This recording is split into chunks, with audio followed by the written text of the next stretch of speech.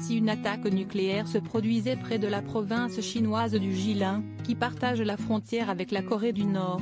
Ses habitants sauront se protéger grâce à un article d'une page entière publié dans le journal officiel Jilin Day le 6 décembre dernier. L'article, intitulé Informations générales sur les armes nucléaires et la protection personnelle, décrit en détail les caractéristiques des armes nucléaires, comment elles explosent, leurs séquelles, ainsi que comment se protéger et maximiser les chances de survivre à une attaque nucléaire. Par exemple, dans le cas où on est à l'extérieur, on devrait soit se cacher dans un fossé et couvrir sa peau exposée avec des vêtements de couleur claire, soit s'immerger dans une rivière ou un lac le plus proche. L'article, illustré d'images de bandes dessinées sur la façon de minimiser les effets des radiations, était également accompagné de 2 instructions concernant le kit d'urgence qu'on devrait prendre avec soi, ainsi qu'une 3e instruction intitulée Éléments communs entre les attaques aériennes en temps de guerre et les catastrophes normales.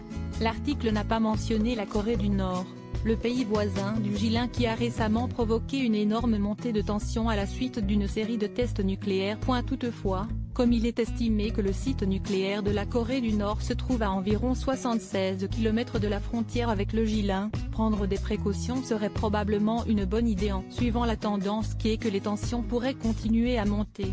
La ville chinoise de Tonghua, avec 2,3 millions d'habitants, se trouve à seulement 200 km de la frontière nord-coréenne. Le 4 décembre, la Corée du Sud et les États-Unis ont commencé les exercices aériens interarmés les plus importants, une semaine après que la Corée du Nord a déclaré avoir testé son missile balistique intercontinental le plus avancé de son programme d'armement. Il est clair que les Chinois se préparent aussi. Après que les médias étrangers ont commencé à parler de l'article de Jilin Day, les autorités locales ont publié un article dans Beijing News, un média plus important que Jilin Day.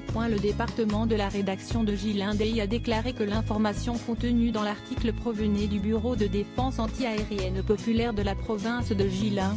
Sui Yushun, le sous-directeur de ce bureau, a expliqué que le but de l'article était de renforcer l'éducation nationale dans le domaine de la défense.